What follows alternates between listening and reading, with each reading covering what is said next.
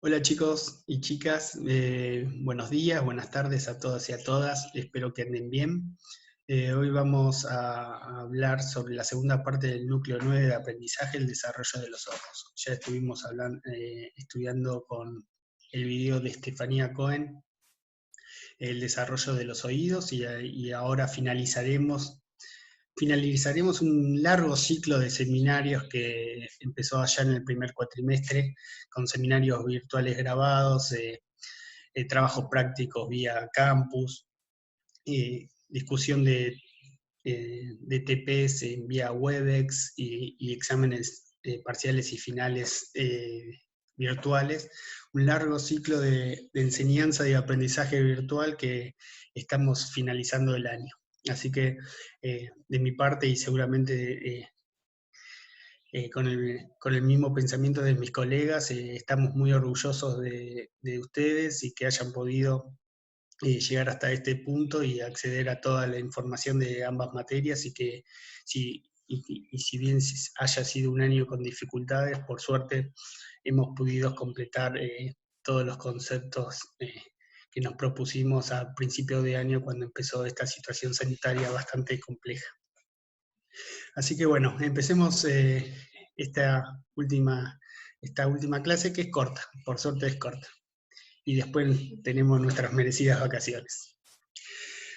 Bueno, puse en la portada a esta chica porque me gustaron sus ojos. Tiene esos hermosos ojos verdes con tonalidades marrones y esa mirada intensa que es muy fuerte. Pero no es una chica cualquiera. Quería empezar contándole un poquito la historia de esta niña. Bueno, esta niña se llama Sarbat Gullah. En el momento que le sacaron la foto tenía 12 años. Steve Curry, un fotógrafo de National Geographic, le sacó una foto e inmediatamente se popularizó. Se decía que en esa época cualquier persona que se encontrara con Sarbat Gullah la podía reconocer no solamente por el hermoso color de sus ojos, sino también por la mirada intensa que tenía su expresión facial. Y es una chica afgana y la foto fue tomada en Pakistán, en un centro de refugiados. En la década de los 80 hubo una guerra entre la ex Unión Soviética y Afganistán, en donde miles de personas afganas tuvieron que emigrar de su país y refugiarse en Pakistán. Y bueno, al tomarse esa foto y su distribución mundial y su popularidad se la tomó como símbolo de los refugiados. El símbolo de los refugiados y de toda esa inestabilidad política y social que había en la región. Pero la historia no termina ahí, porque el fotógrafo decide buscarla años después en toda la región y con toda la complejidad que lleva encontrar a una misma persona le han sido tomado una foto de la niñez y finalmente a los 17 años después, en el año 2002, el fotógrafo Steve Curry pudo encontrar a, a Sarab Ullah. Eh, con esos hermosos ojos y esa mirada intensa intacta. Por supuesto en una cara más envejecida, pero, pero finalmente la pudo encontrar.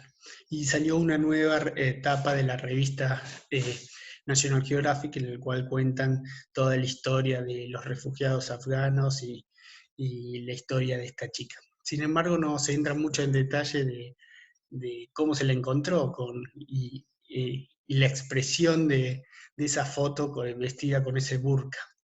¿Qué es el burka? Bueno, esa ropa tradicional afgana e islámica en la cual la mujer está privada de mostrar sus rasgos faciales, de tener contacto con el mundo exterior, ya que utilizan guantes, no pueden tocar nada exterior, no pueden mostrar su rostro, caminan detrás de los hombres, tienen muchos menos derechos que los hombres. Si se bañan en el mar se tienen que bañar con esos trajes. Son privadas del placer sexual porque las mujeres son mutiladas en los genitales. Una no es motivo de hacer juicio de valor de ninguna religión, pero para los ojos occidentales es una vulnerabilidad que tiene el género femenino bastante fuerte. Y bueno, no se debatió mucho, quedó solamente eh, en la impresión de esa etapa de la revista en la vestimenta, pero es un debate que no se dio. Bueno, esta era más o menos la historia de Sarbat Gula que implicaba los ojos hermosos de esta niña. Así que bueno, empecemos un poco más médicos. Antes de empezar a hablar sobre el desarrollo del ojo humano, me gustaría hablar algunos conceptos muy básicos de anatomía y fisiología del ojo humano. Sin entrar en detalles, no va a ser una clase una clase de anatomía ni fisiología, ni mucho menos de oftalmología, pero para que tengamos en cuenta eh, las diferentes partes del ojo humano y cómo mínimamente funcionan para entender su desarrollo. Bueno, ¿qué es el ojo humano? Bueno, es un órgano sensorial. Como vimos con Estefanía, el oído transformaba la información sonora en información información eléctrica neuronal para estimular el cerebro y que el organismo responda hacia esa información externa. El ojo es el órgano que detecta la luz, o sea, haces lumínicos que ingresan a través del ojo y esa información lumínica va a ser transformada en información neuronal para estimular el cerebro y que el organismo pueda eh, responder a la situación externa que se está observando. Eh, si nosotros vemos un ojo externamente, vamos a ver la pupila y el iris. La pupila es la parte negra del ojo y el iris la parte coloreada. La pupila y el iris actúan como un diafragma. La pupila sería el diafragma y está regulado por el iris. Esta región, ¿qué quiere decir un diafragma? Bueno, es como las cámaras de fotos, se abren y se cierran de acuerdo a la intensidad de la luz. Si estamos en un ambiente de mucha luminosidad, eh, esa pupila va a tender a cerrarse, a ser pequeña. Y si estamos en un ambiente de oscuridad, esa pupila se va a agrandar. Eso está regulado por dos músculos, el músculo dilatador de la pupila y el músculo esfínter de la pupila, que van regulando, de acuerdo a la intensidad de la luz, la apertura de ese diafragma.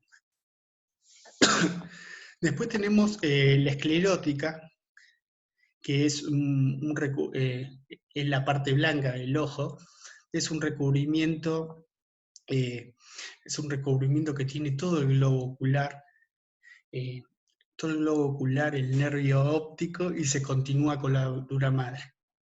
Es un mesénquima que vamos a estudiar, que proviene de la célula de la cresta neural, y bueno, va a recubrir y se va a continuar con el nervio óptico.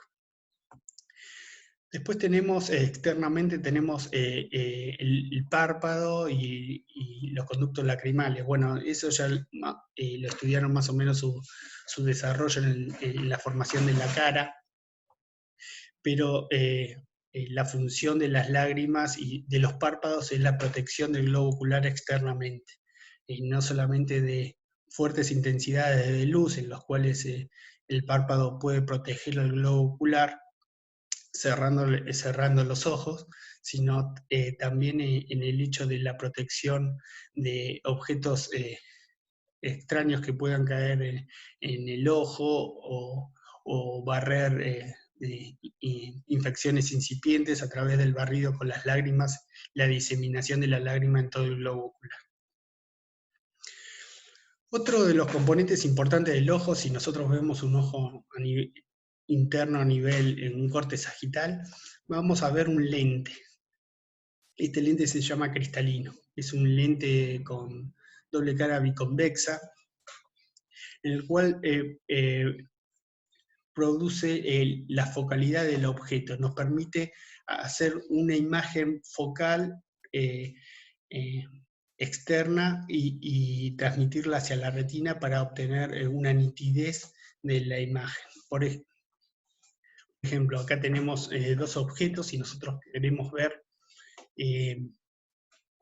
un objeto lejano, por ejemplo, un edificio.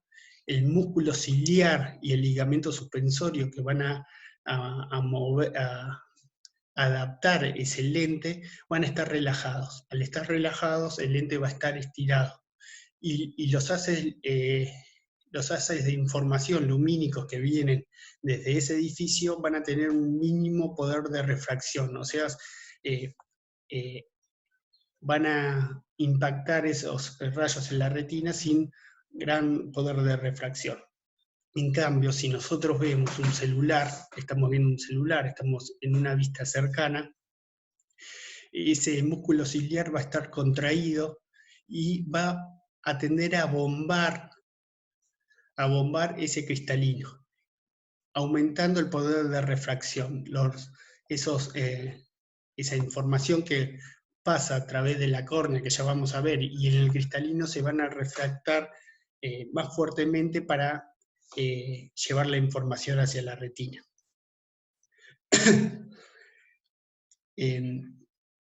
También tenemos la córnea, que es esta estructura transparente, curva, que protege el globo ocular de la manera externa, está protegiendo al iris y al cristalino, y también es muy importante la refracción de los haces lumínicos. La refracción significa el cambio de dirección de los rayos lumínicos, ya vamos a ver un poquito más adelante. Después tenemos la retina. ¿Qué es la retina? Estamos hablando de esta región posterior del globo ocular, lo que se ve acá en rojo, que va a estar compuesto por un epitelio neuronal que van a tener las células fotorreceptoras y van a ser las encargadas de recibir ese estímulo lumínico, de recibir ese haz de luz y transformarlo a un impulso nervioso. Y ese impulso nervioso, direccionarlo hacia el nervio óptico con sus axones terminales de las células gliales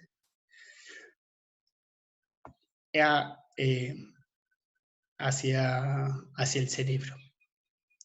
Después tenemos un humor vítreo y un humor acuoso. El humor acuoso es un líquido transparente que se produce en la cámara posterior, ya vamos a ir viendo, la cámara posterior se ubica entre el cristalino y el iris, y lo produce el cuerpo ciliar. Y este humor acuoso va a transcurrir hacia la cámara anterior, una cámara que está ubicada entre la córnea y el iris, y va a lubricar y nutrir a todas estas partes. Recordemos que son regiones avasculares, entonces la nutrición va a ser realizada por este humor acuoso. Y un humor vítreo que se ubica, es mesénquima, que se ubica gelatinoso, transparente, que se ubica entre el cristalino y la retina. Va a estar todo cubierto por este mesénquima gelatinoso. Otro de los conceptos básicos que me gustaría ver es ¿qué puede ver el ojo humano? Bueno, el ojo humano puede ver en estas longitudes de onda electromagnética solamente el espectro visible. ¿Qué es el espectro visible? Entre los 700 nanómetros y los 400 nanómetros. Entre los 700 nanómetros los colores rojos y entre los 400 nanómetros los colores violetas. Más a la izquierda de ese espectro electromagnético están los infrarrojos, y los humanos no son capaces de ver el espectro infrarrojo. Sí, hay ciertos animales, algunos reptiles, que pueden ver la temperatura corporal de sus presas y ser una ventaja selectiva para la caza, pero en los humanos no. Y a la derecha están, en este espectro, están la radiación ultravioleta, y tampoco los humanos pueden verla. Así que nosotros estamos limitados a la observación de estos haces lumínicos del espectro visible. En esta imagen de a la derecha podemos ver ese poder de refracción que tienen los ojos. Nosotros hacemos focalidad, los haces lumínicos pasan a través de la córnea, esta estructura transparente curva, y a través de este lente biconvexo, y se refractan. Y se refractan sobre la retina. Y vemos esa imagen invertida. Lo mismo que se hace en una cámara de fotos. La cámara de fotos de esto es basada en la visión humana. La cámara de fotos también tiene un lente, y el lente refracta la imagen de forma invertida. Posteriormente en el cerebro se va a acomodar esa imagen, le va a dar la ubicación final. Nosotros tenemos dos ojos que nos dan una visión binocular. Esto es muy importante porque la amplitud de visión de cada ojo permite una zona de intercepción, y esto nos da la característica de visión de tridimensionalidad. Esta visión da una ventaja selectiva al hombre de poder ver los objetos de manera tridimensional.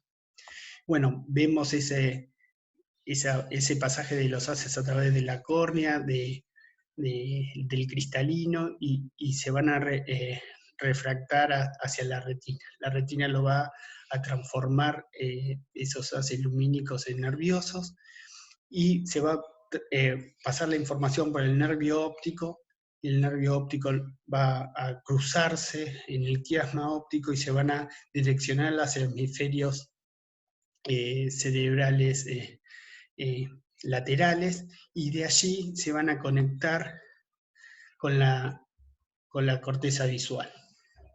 En la región occipital se van a conectar con la corteza visual. Bueno, básicamente esos eran los conceptos básicos del ojo humano y de la visión humana que quería tocar antes de hablar en biología. Ahora bien, entramos a nuestra temática en sí. Acá podemos ver en esta fotografía un embrión de 22 días, en el cual ya tuvo el proceso de neurulación, tuvo el proceso de curvamiento cefalocaudal y lateral. Ya es un embrión cilíndrico. Podemos ver que tiene la presencia de la columna vertebral en formación, con cola. Aparentemente debe tener entre 15 y 20 somitas, un embrión de esta manera, pero podemos ver el desarrollo del prosencéfalo, del cerebro anterior. Y externamente se pueden ver ya dos vesículas: la vesícula óptica, que va a ser el futuro oído, que se ubica en este periodo en la región del cuello más o menos, y la vesícula óptica, que va a ser el desarrollo de los ojos. Ahora bien, ¿qué derivados embriológicos, qué origen embriológico y qué derivados tienen estas capas? Bueno, vamos a tener diferentes orígenes embriológicos. Por un lado, el neuroectodermo del prosencéfalo. O sea, a partir del cerebro anterior, el prosencéfalo, vamos a ver una cierta diferenciación que va a formar la retina, las capas posteriores del iris y el nervio óptico. O sea, toda la parte neuronal, el nervio óptico, la retina y capas posteriores del iris van a estar formadas por este neuroectodermo. Después, otro componente esencial, el ectodermo superficial de la cabeza, el que va a formar el cristalino, el epitelio y el epitelio corneal. Y acá tenemos una interacción de dos epitelios, el neuroectodermo y el ectodermo superficial. Y esto es muy importante debido a este proceso de inducción. El neuroectodermo va a inducir al ectodermo en diferenciarse a través de la expresión de diferentes genes, diferentes factores de transcripción en el cristalino. No cualquier ectodermo, sino el ectodermo que está en íntimo contacto con el neuroectodermo. Y del mismo modo, el ectodermo superficial, a través de diferentes factores de transcripción, inducirá al neuroectodermo a diferenciarse en la retina, etc. Nunca entramos en detalles de los factores de transcripción, pero sí queremos que quede en claro esta interacción de ambos epitelios. Después tenemos el mesodermo que va a cubrir, que va a formar las cubiertas fibrosas y vasculares del ojo. Y la célula de la cresta neural que va a formar es el recubrimiento de la coroides, que es esta región vascularizada interna, la esclerótica, que es lo que le da la forma de la parte blanca del ojo, ese recubrimiento externo, el tejido conectivo del iris y el endotelio corneal.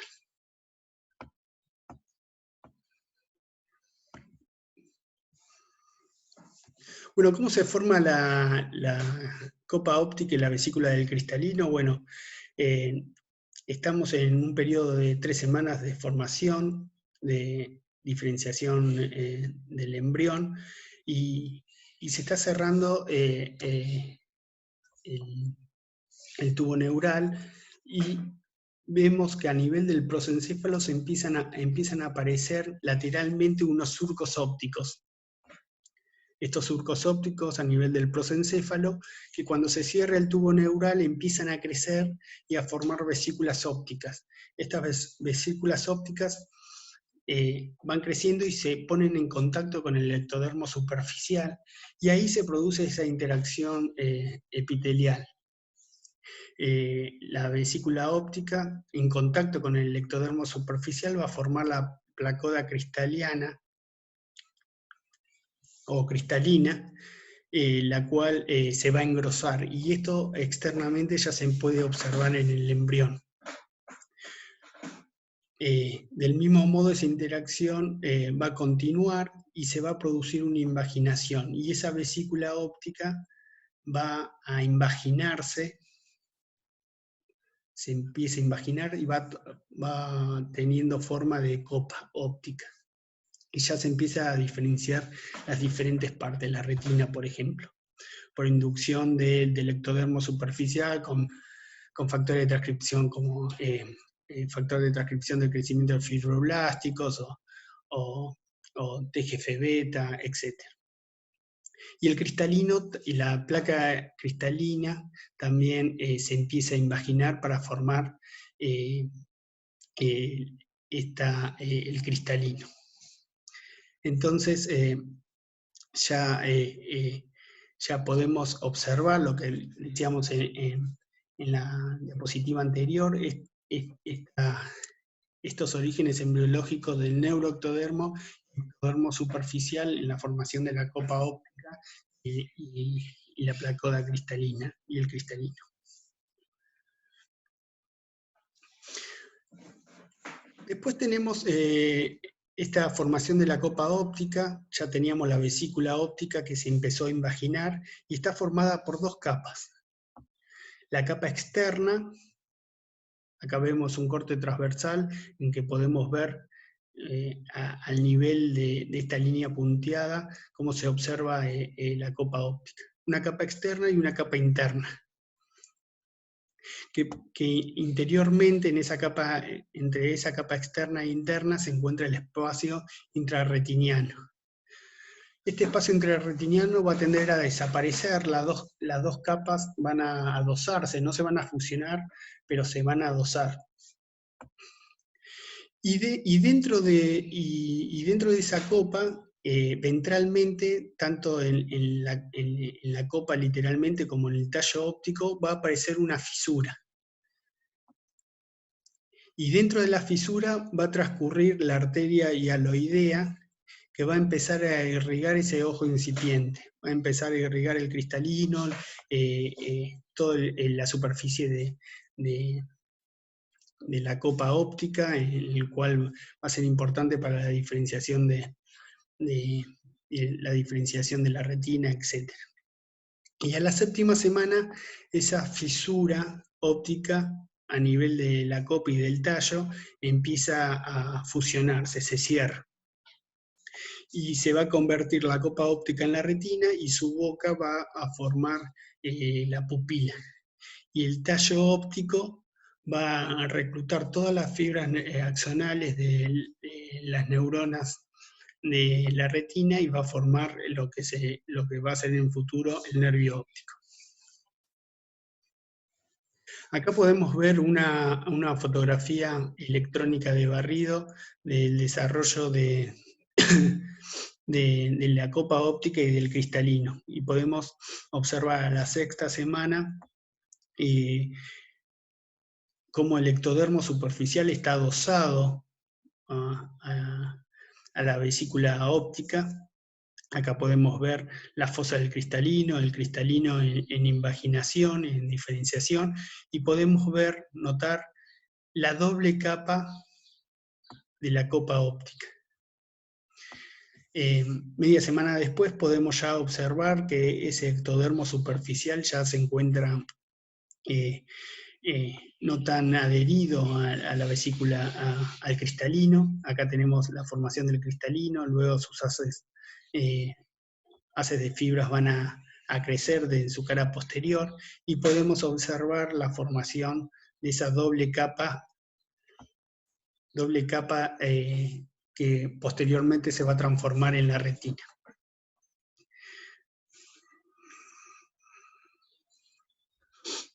Un poco de la retina para ir introduciéndonos en tema. Está formado por esta doble capa. Entonces tenemos la capa externa, que no va a ser neural, va a ser una capa que se va a llamar pigmentaria, van a ser células más cúbicas, recubiertas por gránulos pigmentarios, ya sea melanina, lipocromos, etc.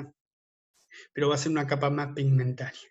Y una capa interna que va a tener la presencia de células fotorreceptoras. Y como introducción ya podemos ver esta fotografía electrónica digitalmente coloreada, en el cual podemos observar dos tipos de fotorreceptores. Los conos, lo que está coloreado en azul, son fotorreceptores más pequeños, y los bastones, unos fotorreceptores más grandes coloreados en verde. ¿Pero qué son estos fotorreceptores? Bueno, estamos hablando de las capas de la parte óptica de la retina, esa capa posterior del globo ocular. Bueno, los bastones y los conos son células fotorreceptoras, pero se diferencian. Los bastones son mucho más numerosos que los conos, aproximadamente de 120 millones en comparación a 6-7 millones de los conos, y son mucho más sensibles. Tienen una mayor sensibilidad que los conos, pero sin embargo no detectan el color. Detectan solamente los blancos y los negros. En cambio, los conos son menos numerosos, menos sensibles que los bastones, pero detectan los colores. Y hay de tres tipos, de acuerdo a un pigmento de opsonina que poseen los conos. Detectan el rojo con eritropsina, detectan el verde con cloropsina, y detectan el azul con cianopsina. O sea, hay tres conos diferentes que detectan estos colores primarios, que en su combinación nos da la detección de los colores en el ojo humano. Y acá podemos ver la estructuración de esta retina, de la parte neural de la retina, y vemos a la derecha células aisladas para poder ver su morfología celular, y a la izquierda más en conjunción en el tejido. Y podemos ver una capa de bastones y conos, que sería esta fotografía electrónica de barrido, en la cual se ven los extremos de estas células, una capa nuclear externa donde se encuentran los núcleos celulares de estos bastones y conos. Después tenemos una capa nuclear interna, donde estos bastones y conos hacen sinapsis neuronal con unas células bipolares. Y después de esta capa nuclear interna encontramos la capa de células ganglionales, en el cual se hacen otras sinapsis neuronal, y a partir de los axones de estas células ganglionales van a direccionarse formando las fibras del nervio óptico. Acá con un poquito más de detalle, pero la misma formación de las capas. Tenemos la capa externa de la retina, que era no neuronal, de células pigmentarias. Después tenemos lo que era el antiguo espacio intrarretiniano, que es ocupado por, se adosan ambas caras de la retina, la interna y la externa, y podemos ver en esta zona la presencia de los bastones y los conos fotorreceptores.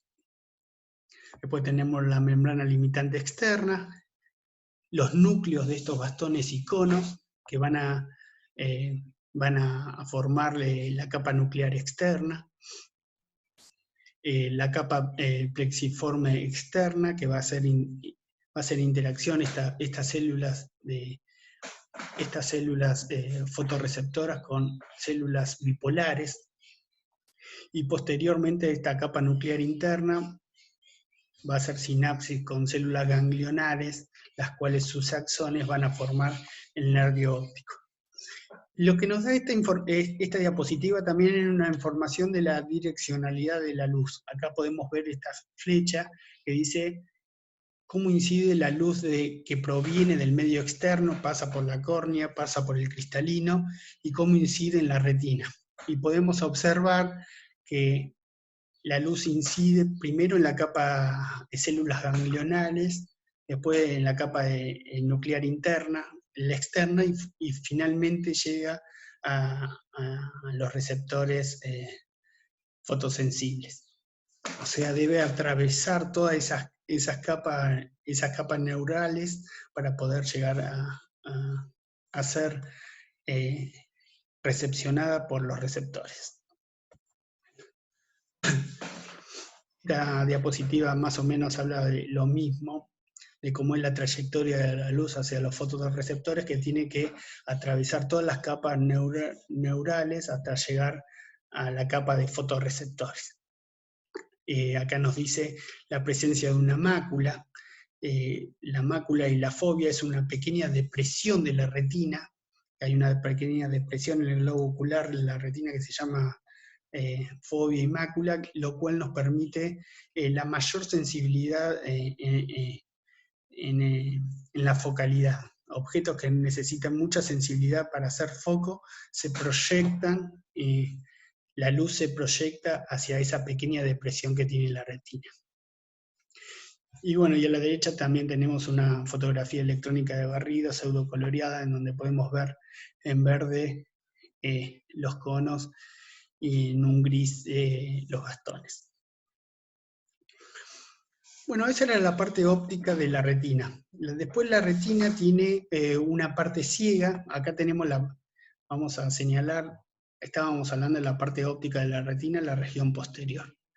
Después tenemos una región ciega, que es una región anterior, que se va a dividir en dos partes. La parte iridia de la retina, o sea, va a formar una parte del iris, la retina, y la parte ciliar, que participa en la formación del cuerpo ciliar. Acá tenemos un aumento de esta región y podemos ver la formación de una apófisis en la retina, que es la apófisis ciliar, y se va a formar el proceso ciliar. De este proceso ciliar van a estar los músculos ciliares, que junto con el ligamento suspensorio eran los que adaptaban el lente, adaptaban al cristalino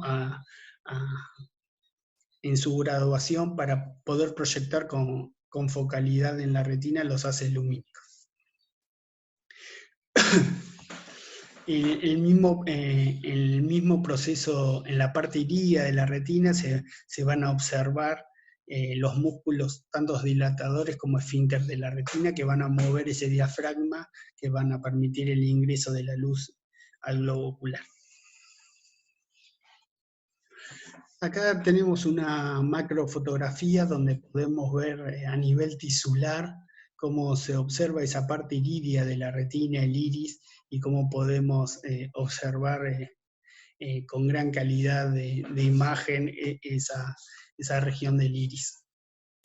Y ustedes se preguntarán cómo están formados los colores de los ojos. Bueno, los ojos es un rasgo multigenético, o sea, interactúan múltiples genes en la formación de los ojos y van determinando el tipo de pigmento, por ejemplo, si es melanina, qué tipo de melanina es. Eumelanina son colores más oscuros, feomelanina son colores más amarillentos, o lipocromos, o sea, va determinando esos diferentes genes qué tipo de melanina, qué cantidad de melanina se expresa mucho, van a ser colores más oscuros, si expresa poco van a ser más claros. La ubicación de la melanina, si se encuentra restringido a la zona pigmentaria del iris, o van a entrar o van a distribuirse más en el estroma, y la densidad del estroma, que permite mayor ingreso de los pigmentos, o sea, una persona que está determinada en tener los pigmentos restringidos en la zona pigmentaria va a ser colores de ojo más claros, y una persona que tenga un estroma que permita distribuir ese pigmento no solamente en la región pigmentaria, sino en el estroma, va a ser colores más oscuros.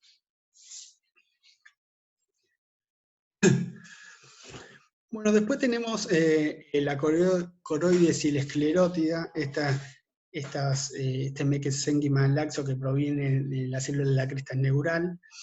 Bueno, la esclerótica va a formar la parte blanca del ojo, que va a recubrir todo el globo ocular, y se va acá podemos ver en este gráfico la esclerótica en rosa, cubre todo el globo ocular, continúa en el nervio óptico y se continúa con la dura madre.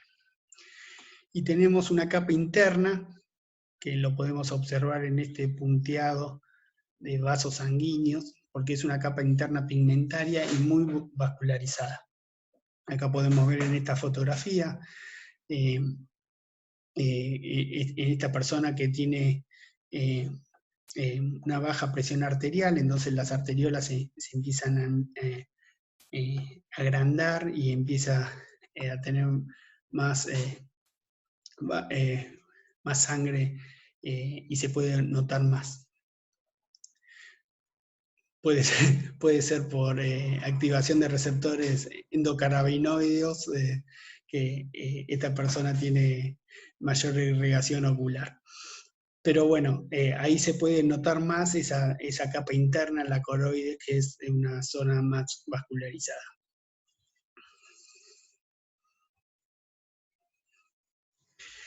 Y tenemos la córnea, que es esta estructura transparente que recubre el ojo externamente, y está formada por 3 capas. Una capa epitelial derivada del ectodermo superficial.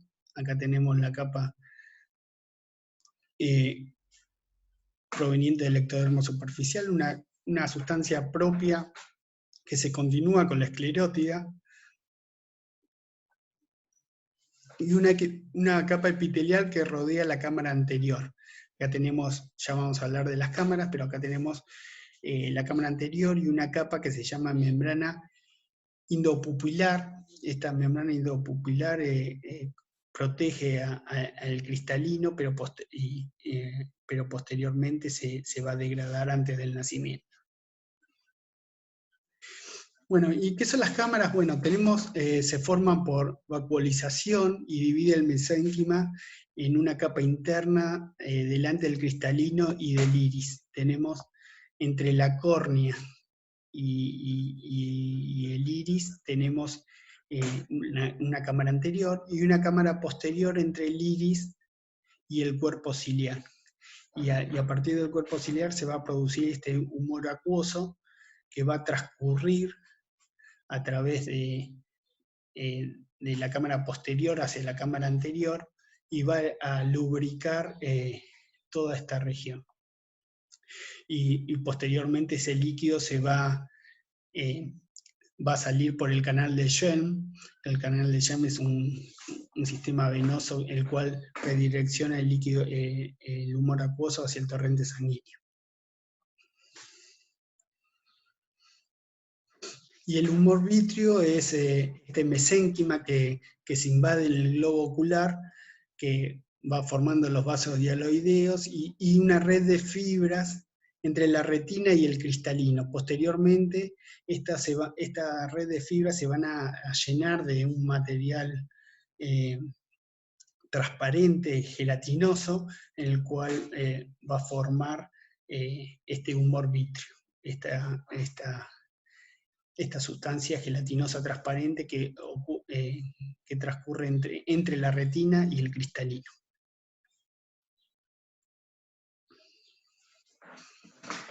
Bueno, y todas las neuronas todos los axones de las neuronas de la retina interna se van a comunicar con el cerebro a través del nervio óptico. Entonces, acá tenemos corte transversal del tallo óptico, donde podemos ver el espacio intrarretiniano, la membrana externa y la membrana interna. En la membrana interna ya empieza a haber diferenciación de la retina y axonales. Podemos ver la arteria hialoidea también.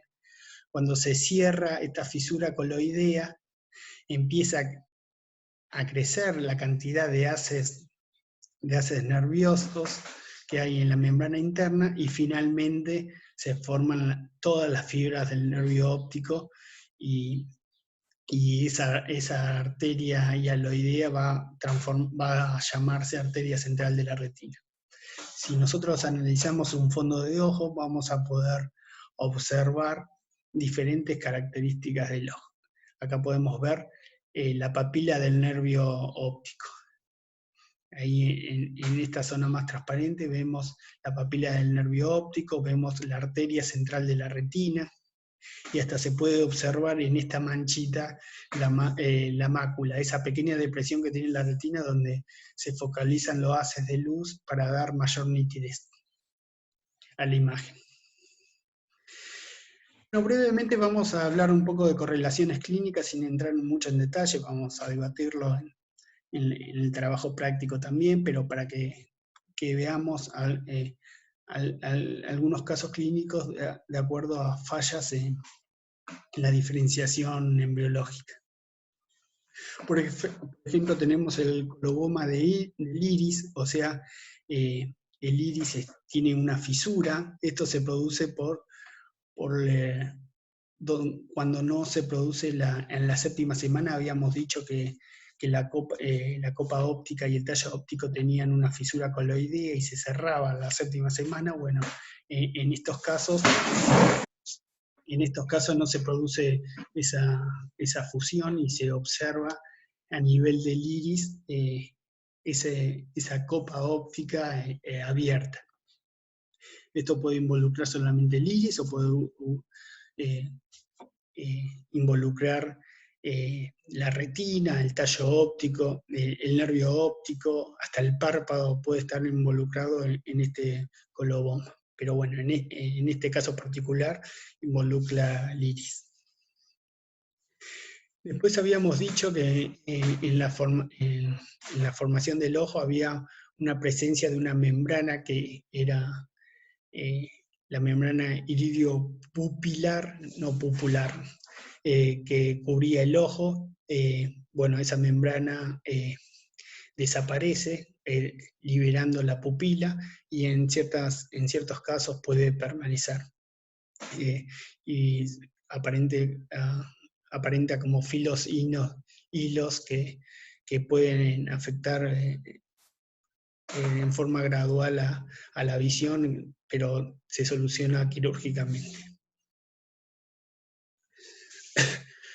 Una de las más prevalentes es las cataratas congénitas, que igualmente bajo su aparición a través del control prenatal y el control de la vacunación con la triple viral, se produce el cristalino se encuentra opaco, como se puede ver en la figura, durante la vida intrauterina.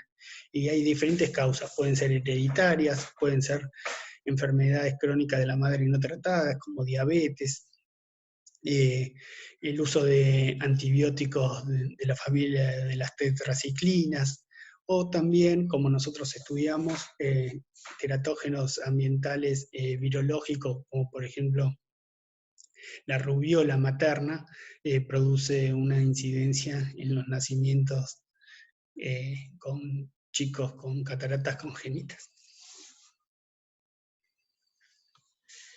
Después tenemos la microftalmia, que es el ojo demasiado pequeño en relación a toda la superficie de la cabeza. Suele acompañarse de otras anomalías y oculares y neuronales también, y está causada por causas prevenibles como son la toxoplasmosis, citomegalovirus, etc. Después tenemos un caso en el libro que es mucho menos frecuente, sinoftalmia, significa que los ojos están fusionados, y para entender un poco en detalle esta anomalía, hay que hacer una mínima explicación a nivel de la regulación molecular del ojo, sin entrar en detalles. Bueno, el embrión de 3 semanas, la placa neural en su parte más cefálica, empieza a formarse un campo óptico, y ese campo óptico es único, a través de un factor de transcripción que no vale la pena entrar en detalles.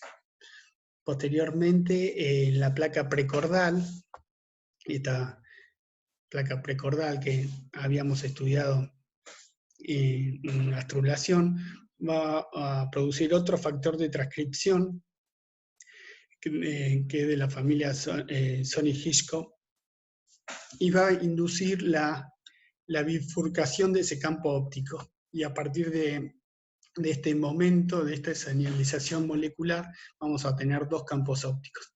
Bueno, cualquier teratógeno que nosotros bien estudiamos la sensibilidad entre la semana 3 y la octava, cualquier teratógeno que actúe en la semana 3 puede bloquear esta fina regulación molecular e inhibir esta bifurcación del campo óptico. Entonces continúa un campo óptico único. Bueno, y con esta diapositiva terminamos, así que les deseo muchas gracias y felices vacaciones. Así que hasta luego, chicos.